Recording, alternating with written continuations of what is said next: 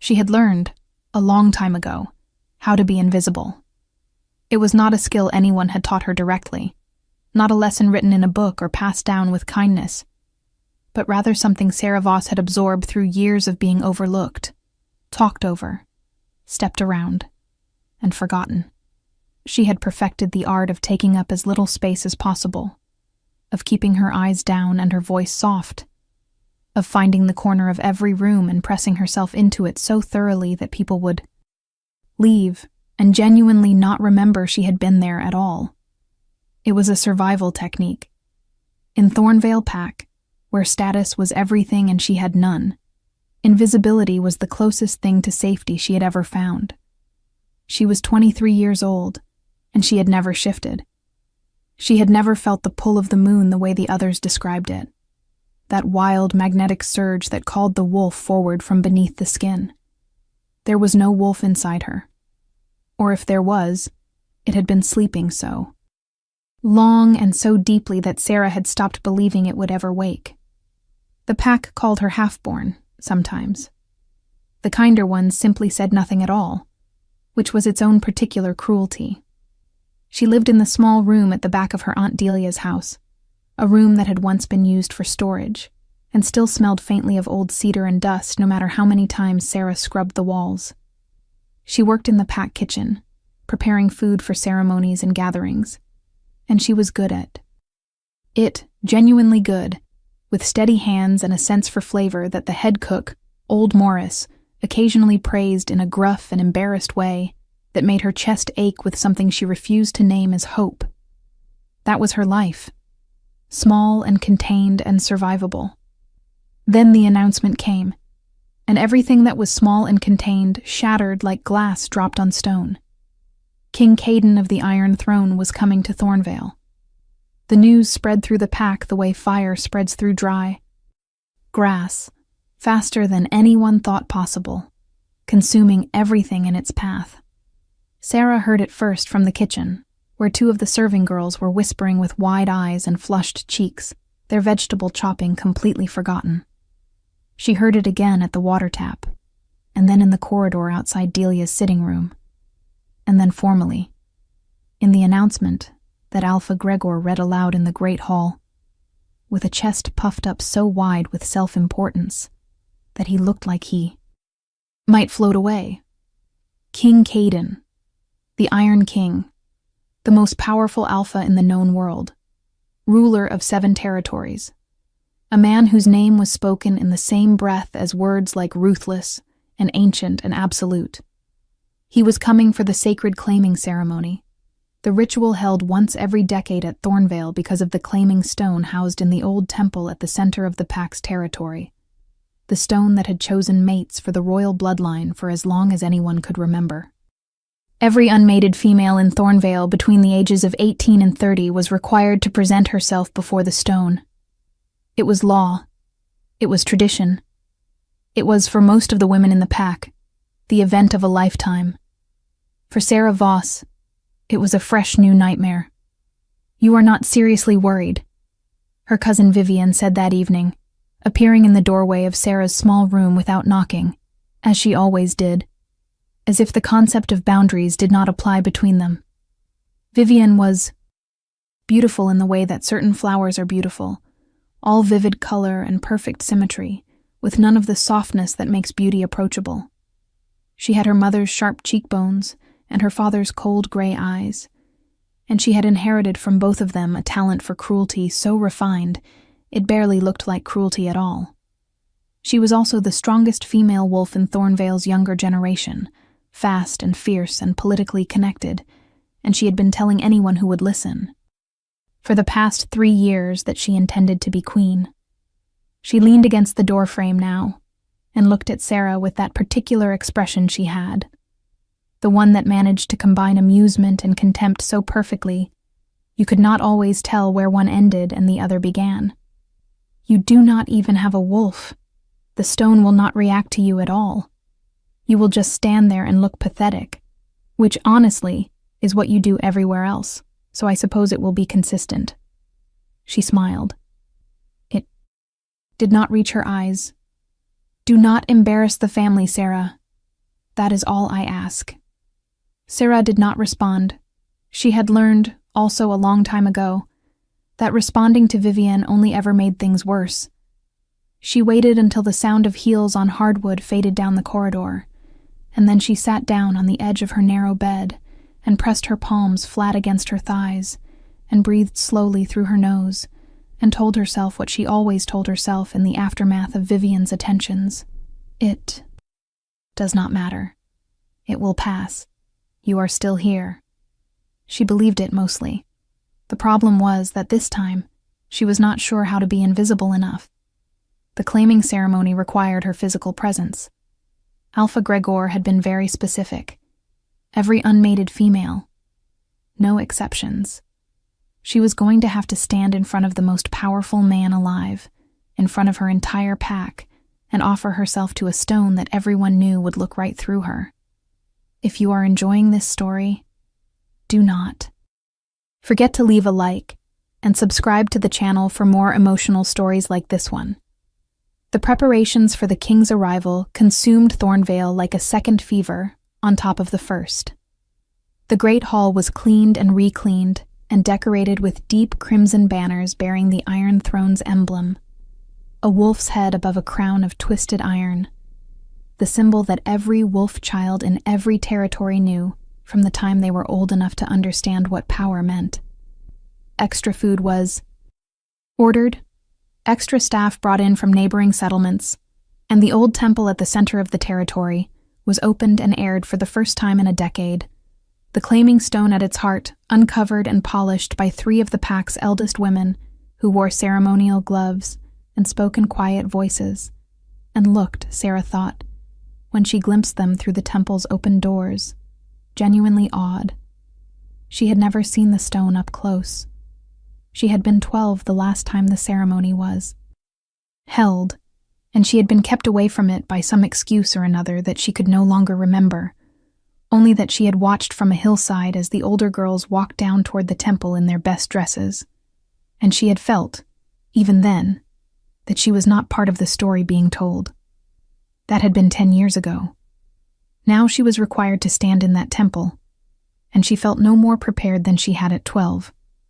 King Caden arrived on a Thursday morning, with an escort of 20 warriors, so disciplined and so quietly menacing that the village dogs stopped barking and the children stopped running, and the entire visible population of Thornvale seemed to hold its breath at once.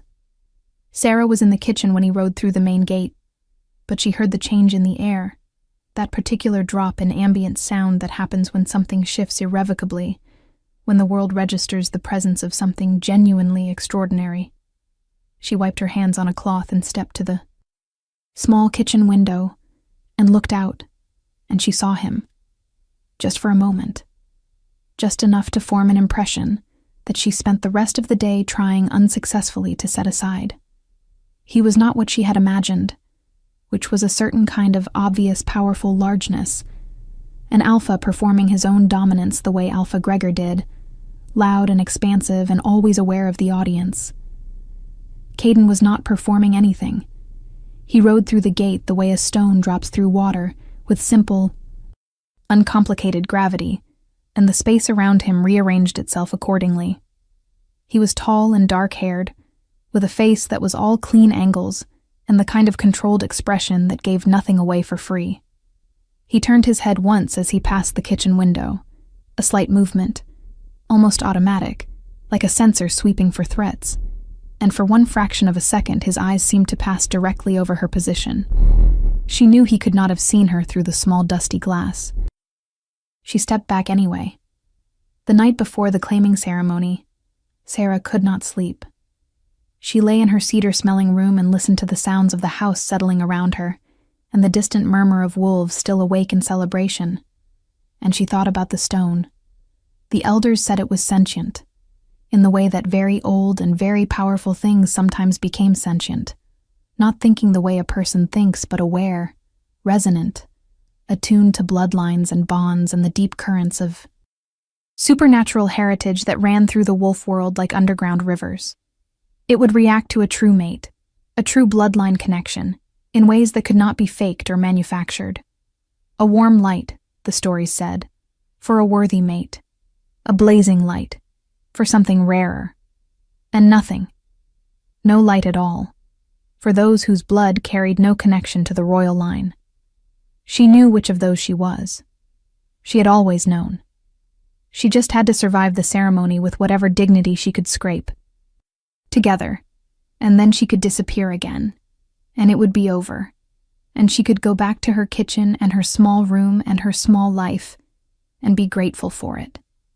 She fell asleep just before dawn and dreamed of fire.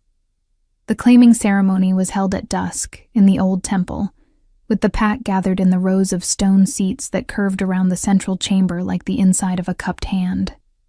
The claiming stone stood at the chamber's heart on a raised dais, roughly the size and shape of a large desk, its surface smooth and dark as still water, shot through with veins of pale silver that caught the torchlight and held it. King Caden sat on a ceremonial chair to the stone's right, elevated slightly, watching.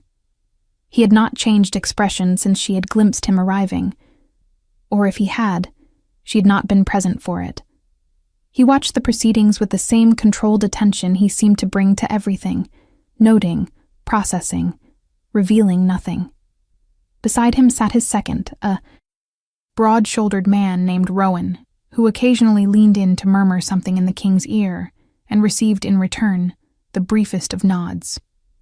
Alpha Gregor stood near the entrance, beaming, gesturing the young women forward one by one, performing his own importance for the assembled pack, with the dedication of a man who understood that this ceremony was the most significant thing to happen in his territory in a decade and intended to extract every possible unit of prestige from it. The women went to the stone in order of rank, which meant Vivian went near the beginning. She walked to the dais in a dress the color of midnight, her silver blonde hair pinned in an elaborate arrangement that had taken 3 women 2 hours to achieve, and she placed her hands on the stone with the confidence of someone who had never seriously considered the possibility of failure. The stone glowed, a warm, steady golden light that spread from beneath her palms and made the watching pack murmur appreciatively. It was a good result. It was not, Sarah noticed from her seat at the very back of the chamber, the blazing light of the stories, the extraordinary light that meant something rarer than a worthy mate. Vivian seemed to register this too, a flicker of something moving across her perfect face before she schooled it back to gracious composure and stepped away from the stone. The king had watched her approach and departure with the same expression he had given everyone else. Nothing changed in his face. Nothing shifted. Vivian's eyes cut to him, and away again so quickly it might have been imagined. But Sarah, who had been watching Vivian her entire life, did not imagine it. The women continued. The stone gave its warm gold light to some and a faint, non-committal shimmer to others, and nothing at all to a few, who walked back to their seats with carefully arranged expressions that broke Sarah's heart a little, even as she sat dreading her own turn. She was the last. She was always last, placed there by the protocol that put unranked, non-shifting females at the very end of the ceremony. A slot that read as a formality, as an afterthought, as the pack's obligatory acknowledgement that yes, technically she was there. Technically, she was female and unmated. Technically, the law applied to her too. She was aware of the ripple of attention that went through the chamber as her name was called, not the attentive interest they had given the higher-ranked women, but the sideways, uncomfortable awareness of a crowd watching something they half expected to be embarrassing. She heard a soft, quickly suppressed laugh from somewhere to her left. She kept her eyes forward and walked to the dais. She was almost at the stone when Vivian's voice came from behind her, clear and carrying and perfectly pitched for the chamber's acoustics. "Poor thing," Vivian said, in the tone of someone performing sympathy while actually performing something else entirely. "Perhaps if we all close our eyes, it will be less awkward when nothing happens." Another laugh, this one less suppressed. Alpha Gregor said nothing. King Caden's eyes moved to Vivian, and then back to Sarah, and still his expression did not change, but something in the quality of his attention shifted, though she could not have said precisely how. She reached the stone. She placed her hands on its surface. The stone was cool beneath her palms, smooth as glass, and she felt nothing, which was exactly what she had expected, and she was already composing the expression she would wear when she stepped away, the one that said, "This does not matter. This does not touch me. I am already somewhere else in my mind." The stone exploded with light, not the warm gold of a worthy mate, not the faint shimmer of a distant connection. The stone beneath her hands erupted with a white light so intense that the people nearest the dais flinched back and raised their arms to shield their eyes, and the silver veins in. Its surface blazed like rivers of lightning, and the light spread up her arms and around her hands and climbed toward her elbows with a heat that was not burning, but was something beyond warmth, something that felt like being recognized after a very long time of being unknown. Sarah stood frozen. Her hands were shaking. She could feel something inside her shifting, not painfully, but with the irresistible momentum of a tide that had been held back for a very long time, and was finally moving. Somewhere deep in her chest, something that had been sleeping began to stir. From behind her came the sound of the pack reacting, voices rising in shock and confusion, and something that was edging toward reverence. And she heard the sharp intake of breath from the eldest of the ceremonial women, and she heard that woman say, in a voice that shook with something between terror and awe, "The first blood mark. Moon and earth. It is the first blood mark. It has not been seen in 4 centuries." She heard a chair scrape stone. She turned. King Caden was standing. He was looking at her the way she had never been looked at before in her life, with the full weight of his attention. All of it, undivided and absolute, as if the rest of the chamber had ceased to exist for him, as if every calculation and strategy and year of searching had converged on this single point in space and time, and the woman standing in the blazing light of the claiming stone. His expression had finally changed. She could not fully read what was in it. There was recognition there, unmistakably, and something fiercer beneath that, and beneath that, something that she was not ready to name, and was fairly certain he was not ready to name either, because he was a man who had, clearly, never been caught off guard in his life, and he was caught off guard now, and the knowledge of it was moving across his face in real time like weather. "What is your name?" he said. It was not a question exactly. It had the quality of something being stated, something being claimed, even in its form as a question. She met his eyes. She did not look away. "Sarah Voss," she said, and her voice was steadier than she felt, and she was grateful for that small mercy. He stepped down from the dais. The pack parted for him without being asked, instinctively, as water parts for a stone, and he walked toward her through the blazing light of the stone that was still pouring from her hands, still flooding the chamber, with that impossible white radiance, and he stopped 2 feet in front of her and looked at her as if he were taking inventory of something precious, as if he were memorizing something he was afraid might disappear. "Sarah Voss," he repeated quietly. He was close enough that she could feel the warmth radiating from him, that particular heat that powerful alphas carried. The excess energy of a wolf that had more power than one body was strictly designed to contain. "Do you know what this means?" "No," she said honestly. "Someone could explain it to me." Something moved in his face. She thought, distantly, that it might have been the beginning of a smile. "What do you think will happen next?"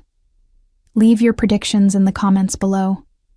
The explanation came from the eldest woman, whose name was Marin, and whose hands had stopped shaking by the time she sat Sarah down in the antechamber of the temple, with a cup of something warm and bitter that was apparently traditional in situations of supernatural revelation.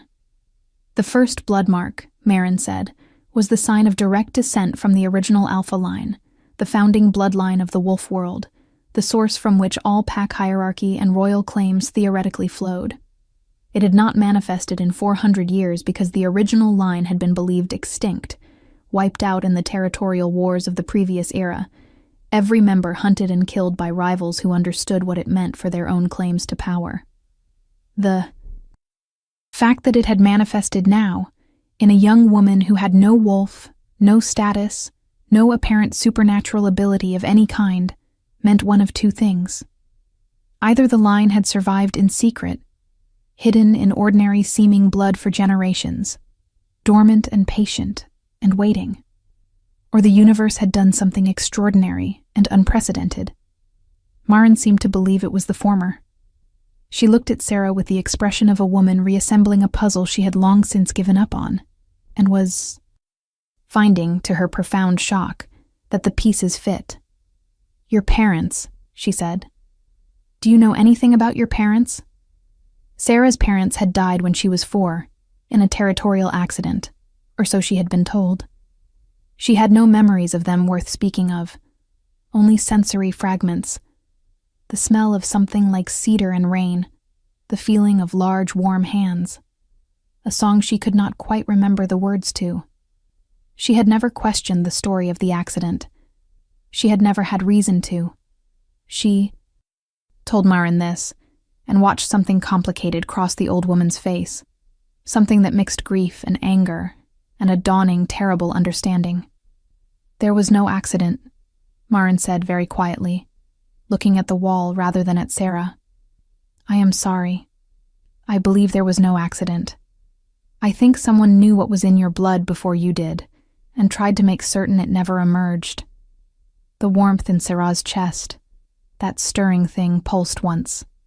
Hard, like a second heartbeat. King. Caden insisted she be moved to the main house immediately, out of the small storage room and into proper guest quarters with a guard posted outside the door, and Alpha Gregor agreed with an alacrity that made Sarah wonder, uncharitably, whether he was agreeing because he cared about her safety, or because he was unwilling to disagree with a king who had just watched his previously invisible ward light up an ancient stone like a signal fire. She suspected it was the latter. The quarters she was given were finer than anything she had inhabited in her entire life. A large room with proper furniture and soft lamps, and a window that looked out over the pack territory rather than the back wall of a garden shed. She sat in the middle of the bed and looked at her hands and tried to understand what had happened to her life in the space of 4 hours. Her hands looked the same as they always had. The light from the stone was gone from them, but she could still feel where it had been, like the warmth left in stone after the sun moves on, a residual heat that told her it would come back. That it was part of her, had always been part of her, had simply been waiting. There was a knock at the door. She called out for them to come in, expecting Maren, or one of the escort women who had been hovering since the ceremony with the anxious energy of people who are not sure what the protocol is for a situation no living person has encountered before. It was not Maren. King Caden stepped into the room alone, which she suspected was unusual for him based on the way he carried himself, with the specific self-awareness of a man who was accustomed to being watched. He closed the door behind him and looked at her across the room, and she looked back, and neither of them spoke for a moment that stretched long enough to become its own kind of statement. He had changed from his ceremonial dress into something simpler, dark clothing, that made him look less like a symbol and more like a person. Though the authority was still there, still present, an invisible weight in the air around him that she was increasingly able to feel as something physical, a pressure against her skin. She was aware, suddenly and uncomfortably, that she was sitting in the middle of a bed in a room with this man. She sat up straighter and put her feet on the floor. "I wanted to check on you," he said.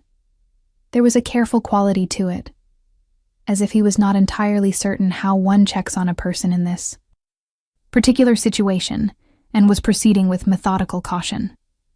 "This has been, I imagine, an overwhelming evening." "Mildly," she said. He looked at her. The beginning of that almost smile moved across his face again, there and gone. She told me about the first bloodline, Sarah continued. Marin. She told me what she thinks happened to my parents. He was quiet for a moment.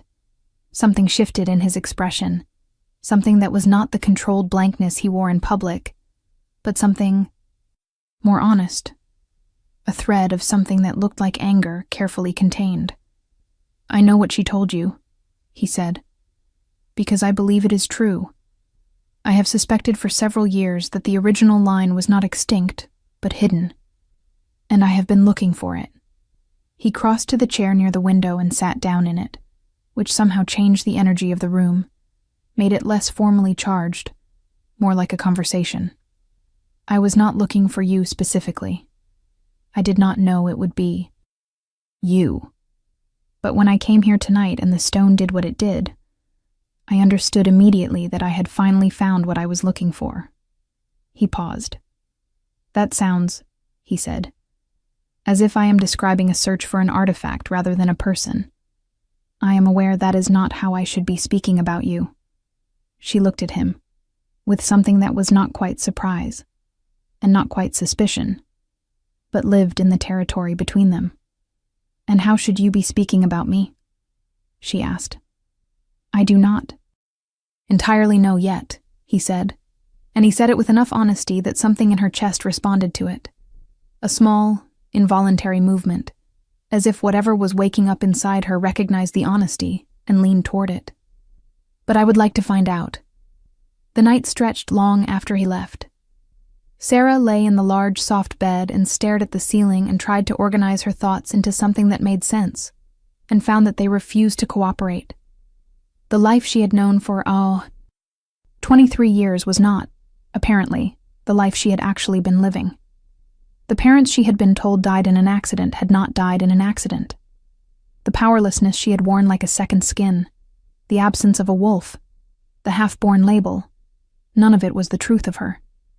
It was a curtain, or perhaps a cage, and tonight the door had been opened by a piece of ancient stone that was not supposed to still know her name.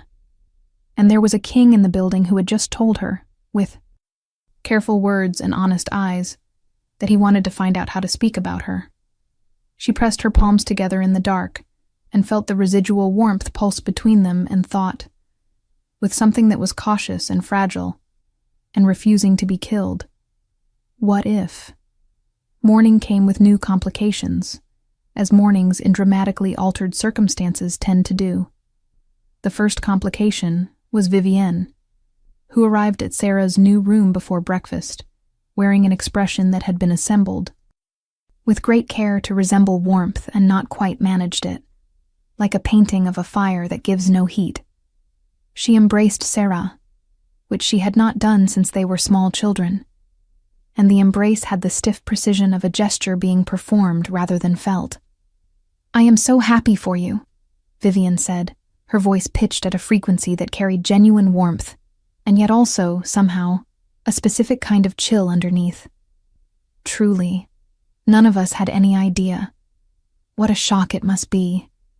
She released Sarah and held her at arm's length and looked at her with those cool gray eyes. And Sarah, who had 19 years of experience reading Vivienne's expressions, understood in that moment that her cousin was afraid. Not of her, exactly. Of what she represented. Of what the stone's reaction meant for Vivienne's own carefully cultivated plans. I appreciate that, Sarah said. She kept her voice neutral. There was a time, not so many years ago, when Vivienne's sudden kindness would have undone her, would have made her reach back for it like a drowning person reaching for a rope, because kindness from Vivienne was so rare and so hungered for. She was aware, sitting with this knowledge now, that this was one of the ways she had been kept small. The intermittent gift of attention from someone whose opinion should not have mattered so much, given precisely often enough to maintain the attachment, and then withdrawn precisely when withdrawal would hurt the most. She saw the mechanism clearly. Now, as if the light from the stone had illuminated it too. The second complication arrived at breakfast in the form of Lord Ashton Vile, the king's political advisor, and the second most powerful man in the Iron Throne's court, who had the eyes of a man performing calculations and the smile of a man who enjoyed what the calculations told him. He sat across from Sarah at the breakfast table and spoke with great smoothness about the historical significance of the first blood mark and the political implications of its emergence and the various protocols that the crown would need to observe and the various parties who would need to be informed. And Sarah listened and ate her eggs and understood that to Lord Vielle she was a situation to be managed, an asset to be deployed, a political development with legs. She did not like this. She also understood it well enough not to be naive about it. She was, suddenly, a person of enormous significance in a world that ran on significance. The question was what she intended to do about that.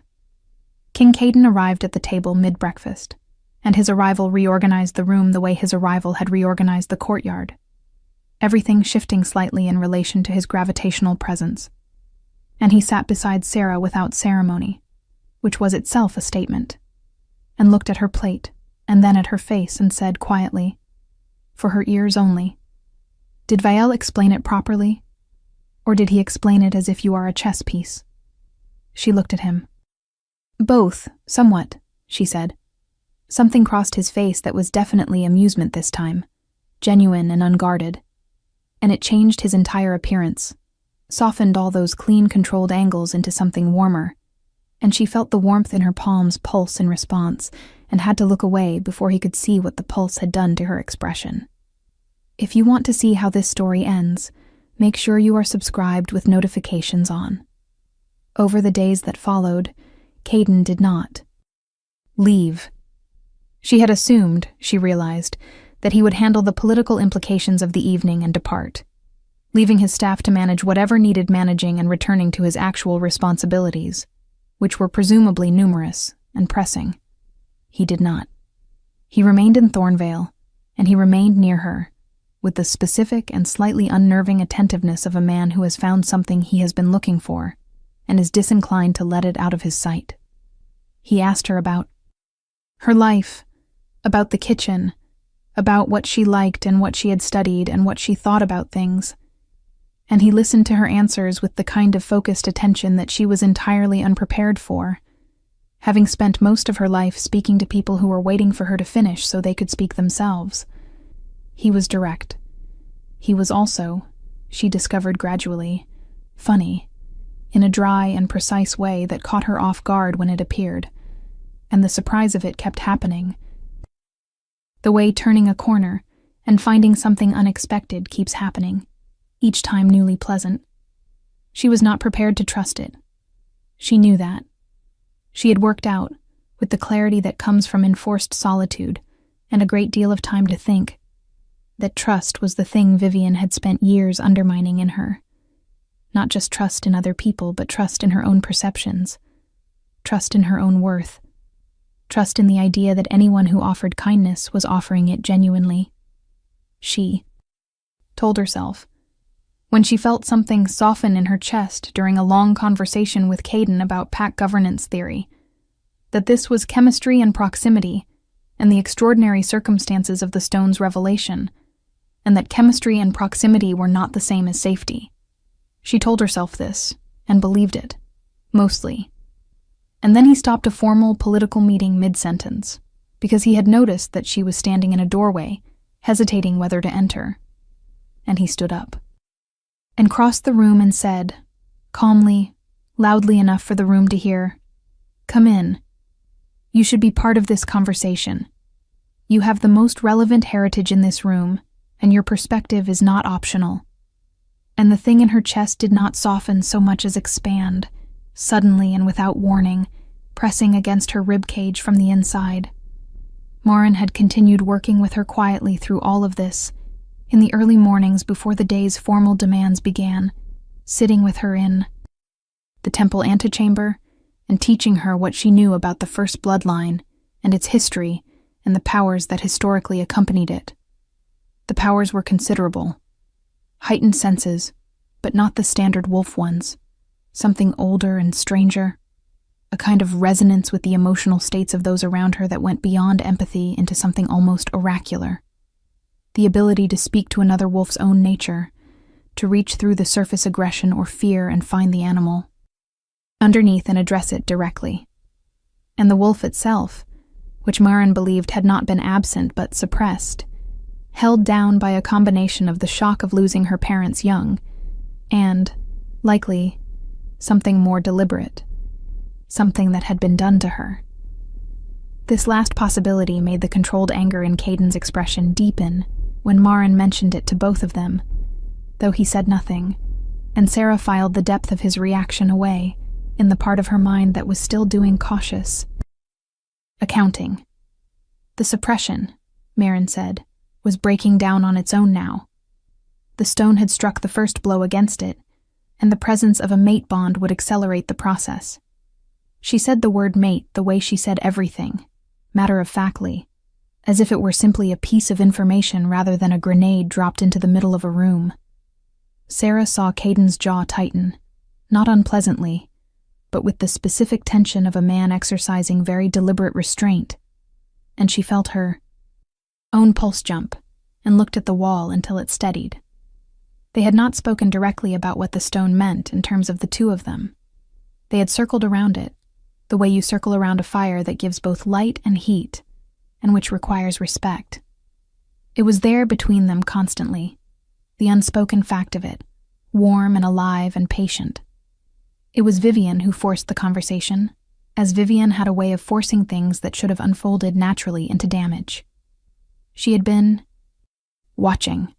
Sarah had known she was watching, had tracked the quality of her cousin's attention like a barometer tracking weather, noting the way it moved from superficial warmth to speculative calculation, to something colder and more purposeful as the days passed, and it became clear that Caden was not treating Sarah as a political curiosity, but as a person he intended to keep near him.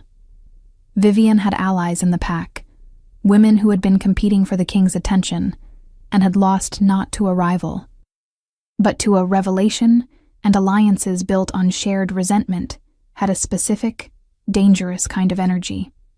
Sarah was in the kitchen because she found the kitchen soothing, and had taken to returning to it in the late afternoons, the way some people return to childhood rooms for comfort, when she heard the voices in the corridor outside. Not arguing. Worse than arguing. The low, deliberate, perfectly modulated tones of someone delivering information that has been designed as a weapon. She is not what she appears to be. That was Vivian's voice, smooth and certain. The mark, the light, all of it. I have been asking questions. There are those who believe it was manufactured, who believe she sought this out, that she or those working with her staged the entire ceremony. A pause. A woman who cannot shift, cannot function as a proper wolf, with no pack standing, no history, no lineage that anyone can verify, and yet she lights up the most sacred stone in the territory? You have been in this world long enough to know when something is being performed. Another pause. Longer. I only say this because I respect you, and because I would hate for you to be made a fool. Silence. Then Caden's voice. Are you finished?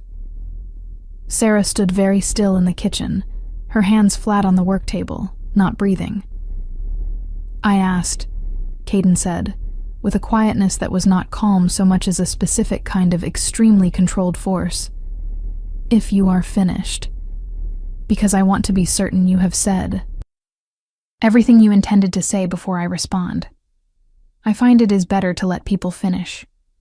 Vivian's voice, slightly less steady. I simply wanted you to consider the possibility that you are being manipulated. I have considered it, Caden said. I consider it as a matter of course. It is part of my function to evaluate the possibility of manipulation in every situation I encounter, and I am reasonably competent at it. The stone is 400 years old. It does not have a political agenda. The first blood mark cannot be faked. It has not been seen in 4 centuries, and every elder in this territory is in agreement about what they witnessed. What you are doing right now is telling me that the woman who lights up ancient artifacts and carries a bloodline we all believed extinct is somehow not worth my attention. I want you to think about whether that logic holds. A pause that had weight. It does not. Another pause. I am going to ask you, out of respect for your pack's hospitality, not to have this particular conversation with anyone else. We understand each other. She heard Vivian's footsteps retreat. She heard nothing from the corridor for a moment. Then she heard the kitchen door open, and she did not look up from the work table, and she heard Caden come in and stand a few feet behind her, and neither of them spoke for a long moment. How much of that did you hear? He said. Not a question. He knew. Enough, she said. Her voice was steady. She was proud. Of that. She is afraid of you, he said. People who are afraid tend to attack the thing they fear and call it strategy. She turned around and looked at him. He was leaning against the door frame with his arms crossed, and the late afternoon light from the kitchen window was doing something to the angles of his face that she was trying not to pay too much attention to. You do not have to defend me, she said. I have been handling Vivian since before you knew I existed. I know that, he said. I was not defending you. I was expressing my own opinion of the situation. There is a difference. He looked at her with those direct, unguarded eyes that she was increasingly unable to treat as anything other than a version of the stone's light, illuminating things she had kept in the dark. You are competent at surviving things, he continued. I have noticed that about you. You have spent a long time being competent at surviving. I am beginning to wonder if anyone has ever offered you the alternative. The alternative to surviving? She said. Thriving, he said simply. He uncrossed his arms and pushed off the doorframe. It is different. She felt the warmth in her hands pulse so strongly she had to press them flat against the work table behind her. He saw it, the motion, and his eyes moved from her hands to her face, and something shifted in his expression that had nothing of the controlled king in it, something raw and certain and undisguised. She felt it land in her chest. Like a key turning in a lock she had not known she had. He took one step toward her, and then his watch vibrated on his wrist, and he stopped and looked at it, and the moment folded itself away like a letter being put back into an envelope, present but no longer legible. He looked up at her, and there was something that might have been rueful in his expression, the most human expression she had yet seen on him. Council meeting, he said. Of course, she said. He walked to the kitchen door and then stopped with his hand on the frame and looked back at her over his shoulder. Sarah, he said, the conversation is not over. She turned back to the work table and pressed her knuckles against her mouth and let herself feel, very quietly and very privately, the full warm weight of that. The attack happened 3 days later. She had been expecting something, in the abstract way you expect something when you have watched someone like Vivienne recalculate and grow still with the particular stillness of a predator settling into a different strategy. What she had not expected was its specific form, which was not a social attack or a political maneuver, but something more direct, more desperate, more revealing of how frightened Vivienne actually was. Sarah was walking back to the main house from the temple after an early morning session with Marin when 2 large wolves appeared from the tree line to her left. Not pack wolves. Their scent was wrong, foreign, carrying the marker of a different territory entirely. They were paid, she understood instantly, with the new clarity of perception that Marin had been patiently cultivating in her. She could feel the mercenary quality of their intent, the contracted coldness of it. No personal animus, but the focused purpose of a job. She had approximately 4 seconds between this understanding and the first wolf's approach. She had no weapon. She had no shifted wolf. She had the warm pulse in her hands and 23 years of being. Underestimated, and in that 4-second window she stopped being afraid and became something else. Something that had been building in her since the stone blazed, and had been building faster since every morning session with Marin. Something that the first bloodline in her blood recognized as its own natural function. She faced the wolves, She did not run. She let the warmth in her hands climb up her arms, and she looked at the approaching wolf, directly, the way Marin had taught her, not at the Sioux. Surface aggression, but through it, to the animal underneath, and she spoke. Not in words, in something older than words, a resonance, a recognition, a vibration at the frequency of the wolf's own deepest nature. And she said, in that soundless language, "I see you. I know what you are. You do not want this." The wolf stopped. It stopped so completely and so suddenly that it lost its footing slightly, scrambling to maintain balance, and it looked at her with yellow eyes gone wide and confused, and underneath the confusion, something that was almost relief. The second wolf stopped too. They looked at each other, and then at her, and she felt the calculation in them change, the contracted purpose dissolving as something older and more fundamental asserted itself, and then they turned and ran back into the tree line, and were gone. She stood in the empty path with her heart slamming and her hands blazing white, and realized that she had just done something that was not survivable without a wolf, was not possible for a half-born girl from a storage room, was not available to anyone without the specific ancient authority of the blood she had been carrying, unknowing, her entire life. She had not survived the threat. She had ended it. Caden found her on the path 30 seconds later, which suggested he had been closer than her usual escort, which suggested he had anticipated something, which she filed away. He took in the white light still visible on her hands, and the wolf tracks in, the soft earth at the tree line, and her expression, and he crossed to her without running, but without taking his time either, and he put both hands on her face and looked at her with an intensity that she could feel against her skin like heat. "Are you hurt?" he said. "No," she said.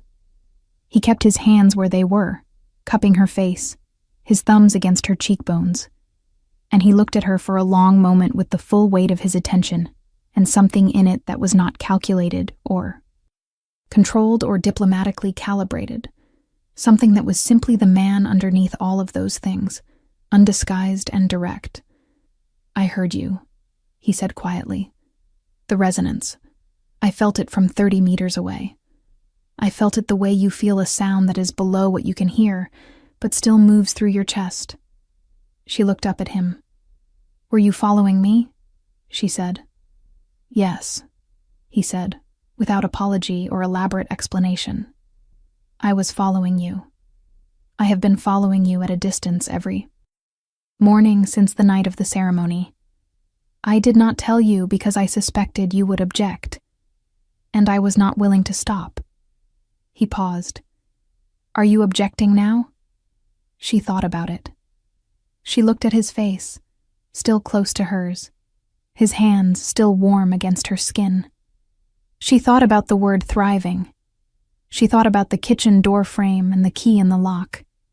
She thought about the girl who had learned to make herself invisible, and the woman who had just stood on a forest path and made 2 mercenary wolves turn and run by, speaking to them in a language older than fear. "No," she said. "I am not objecting." Something in his face changed. She felt the mate bond between them, properly felt it for the first time. Not as an abstract concept or a historical fact, but as a physical truth. A resonance between them that had been building since the stone, and was now present and acknowledged and undeniable. Warm and certain and vast, and she felt her wolf stir in response to it, deeper than she had ever felt it, pressing upward through years of suppression with a slow and irresistible force. He lowered his hands from her face and took one of her blazing hands in his, and held it, and neither of them said anything else for a long time, and the warmth between their palms was the warmth of something long awaited finally arriving. In the days between the attack on the path and the investigation's conclusion, Sarah found herself in a strange and disorienting position, which was the position of someone who is accustomed to being peripheral, suddenly finding themselves central. The pack treated her differently now. It was not uniformly warm, which she had not expected, And she would have been suspicious of uniform warmth if it had appeared, because she had lived in this pack long enough to know that its social currents ran deep and complicated and did not reverse overnight. But there was a quality of attention in the way people looked at her that had not been there before, a recalibration, as if they were not simply reassessing her standing, but reassessing their own assumptions about who had standing and why, and what they had been measuring all along. Old Morris, the head cook, shook her hand one morning in the kitchen with the formality of a man presenting credentials, and told her that he had always known there was something unusual about her instincts with food, and Sarah understood that he meant it as a genuine offering, an acknowledgement given in the language available to him, and she accepted it in the same spirit. Pack children who had previously looked through her with the casual invisibility that children learn from their parents began stopping to look at her with undisguised curiosity, the uncomplicated fascination of young people encountering something genuinely new. She found this easier than the adult version. Children did not have the complicated layer of prior social calculation sitting between them and their reactions. They simply looked. She was beginning to understand the value of being looked at. Caden continued his campaign of deliberate and increasingly undisguised attention. She had started to think of it that way, as a campaign, because it had the consistent strategic quality of a man who had identified a goal and was applying himself to it with the same focused intelligence he presumably applied to governing 7 territories. He found her in the kitchen, and in the temple, and in the quiet corner of the garden, where she sometimes went to think, and he sat with her in each of these places with the comfortable ease of a man who had decided that her locations were by definition worth inhabiting. He asked her, over several mornings, to tell him about her life, not the broad strokes that the pack records would show, but the actual texture of it, the things she had done and thought and felt and wanted. He was a good listener. She had not expected that. She had constructed, before knowing him, a model of what a man like him would be, powerful and decisive and accustomed to the kind of conversation that moved quickly between important points. Conversation as transaction. He was not that. He was patient in a way that felt chosen rather than natural, as if he had cultivated patience specifically for the situations that mattered to him. And she was, apparently, a situation that mattered to him.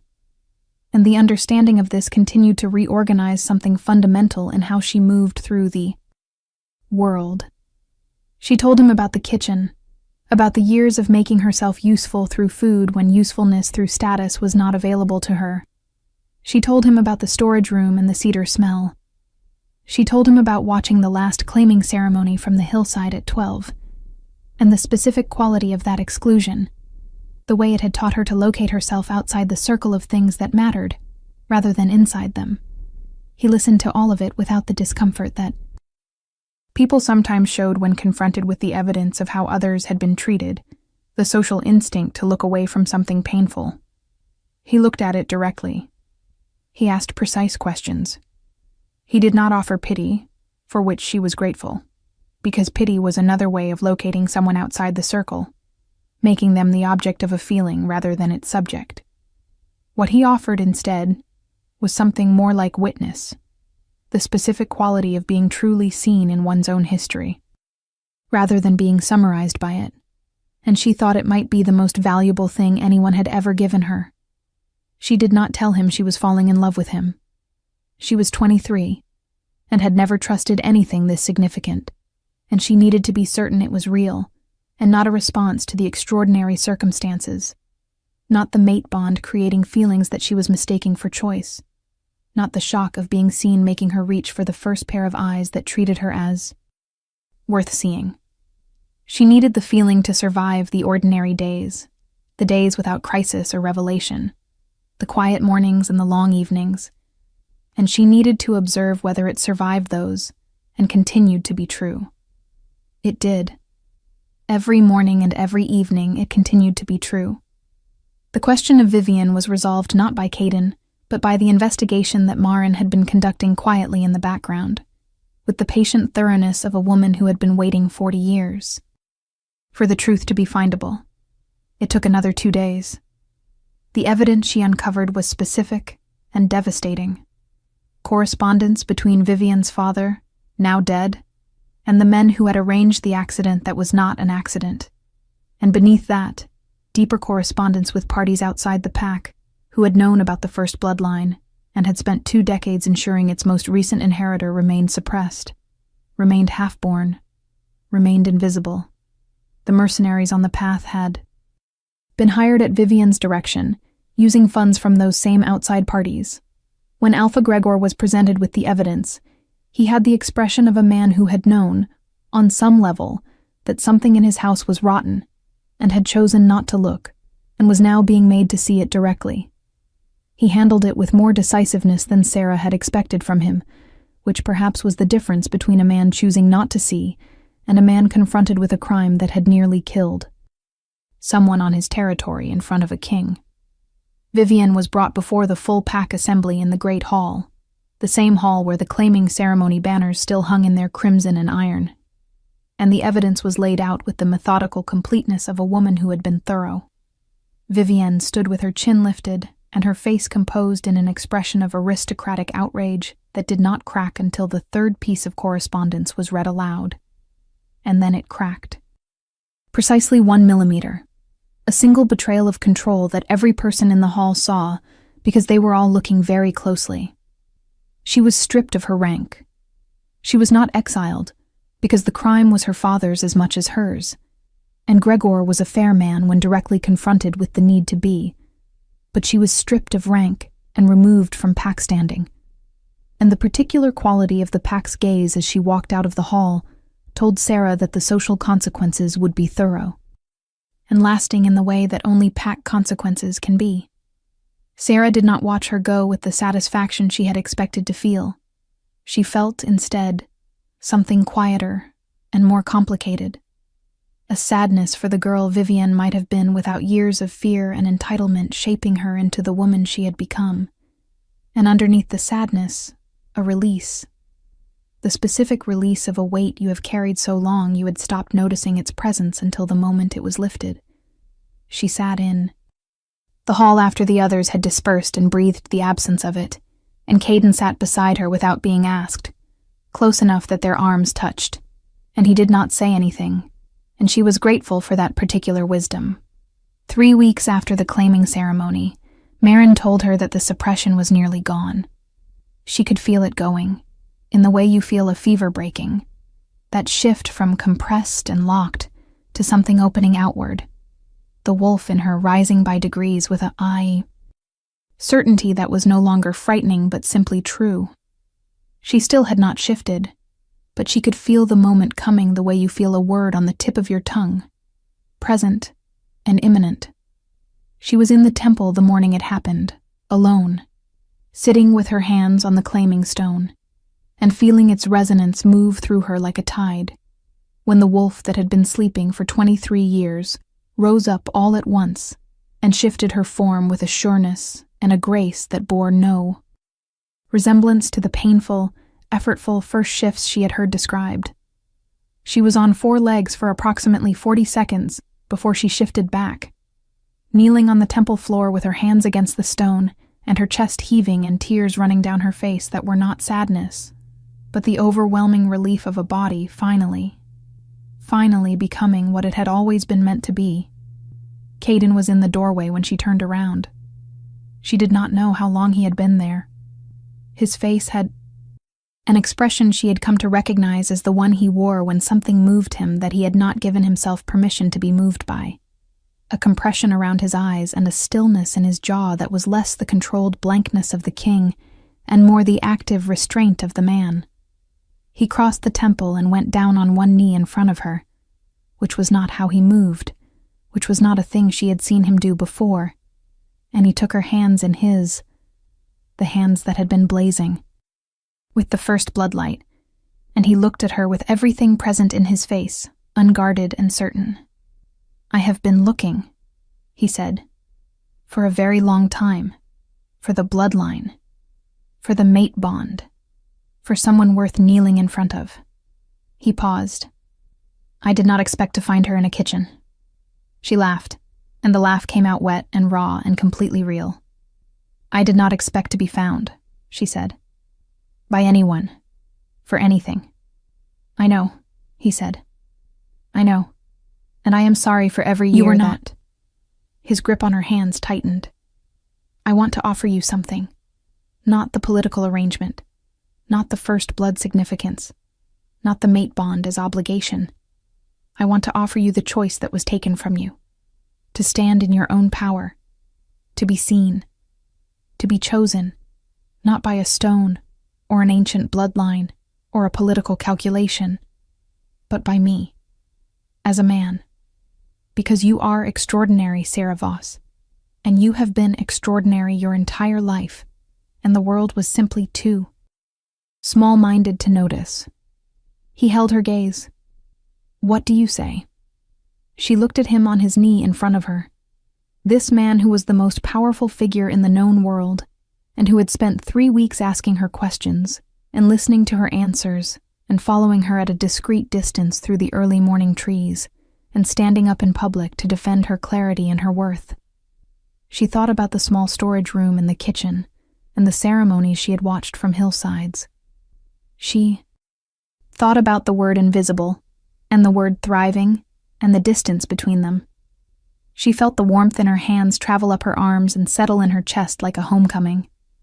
She felt her wolf, awake and certain and deeply, resoundingly at peace. "Yes," she said. And the word, simple as it was, felt like the whole beginning of a different story. The formal recognition ceremony was held 1 month later in the capital, at the Iron Throne's Great Hall, before a gathered audience of pack leaders and nobles and political delegates from every territory in the known world who had traveled to witness the presentation of the first blood heir and the announcement of the king's chosen mate. Sarah stood in a gown the color of midnight silver, a color that Caden had selected by the specific and somewhat startling method of standing in the dress shop for 40 minutes, eliminating everything that was not right with a precision that made the dressmaker blink in professional respect. And she stood without the hunched, self-diminishing posture she had spent years perfecting, because there was no reason for it anymore, because she had spent a month with Marin, and with herself, and with a man who looked at her as if she were the answer to a question he had been asking for a very long time. And the posture of a woman who is trying to be invisible is structurally incompatible with the posture of a woman who has no reason to be. She stood straight. She stood in the light. She felt the first blood warmth in her hands as a background hum, steady and warm, like the sound of her own heartbeat, like the presence of her own wolf, like the feeling of all the things she was finally allowed to be. Caden took her hand when she reached the throne, and the gesture was not performed, and was not ceremonial, and was simply the hand of a man reaching for the hand of a woman he had chosen. And the mate bond between them sang at the contact with the warmth of two things that have been moving toward each other across a great deal of time and distance, finally arriving in the same place. He looked at her, and she looked at him, and neither of them looked away. "Are you ready?" he said quietly, for her alone. She thought about the girl who had learned to be invisible. She thought about the woman who had stood on a forest path and made predators turn and run. She thought about the stone blazing, and her wolf rising, and the small cedar-smelling room that was very far away and very long ago. She felt the warmth pulse through her hands and her chest, and the full length of her spine. And she looked at King Caden of the Iron Throne, the man who had knelt on a temple floor and asked for her choice, and she smiled at him with everything she had. "I have been ready," she said, "for much longer than either of us knew." He smiled back. The full version, unguarded and warm and entirely unlike anything the assembled delegates had ever seen from the Iron King, and there was an audible shift in the gathered crowd, a collective inhale at the sight of it, because some things are unmistakable. He turned to face the hall, and she turned with him, and when he raised her hand and addressed the assembled world, his voice carried with the full authority of his office and the full sincerity of a man who has found what he was looking for and is not interested in understating it. I present to you, he said, Sarah Voss, first blood heir of the original Alpha line. My mate. Your queen. The hall erupted. The sound of it moved through her chest like the stone's light had, like her wolf's first shift had, like Caden's hands on her face had, like the word thriving had the first time she heard it and understood, on some cellular level, that it meant something she was allowed to want. She stood in the eruption of sound and the blaze of light and the warmth of a bond that was ancient and chosen and entirely, finally hers. And she did not look for the corner of the room. She had no need of corners. She stood in the center of everything, straight-spined and warm-handed and completely, fully present, and she let herself be seen. She let herself be seen. The girl who had been invisible stood in front of the world and blazed, and the world looked back, and all of it was real, all of it was true, and all of it was only the beginning.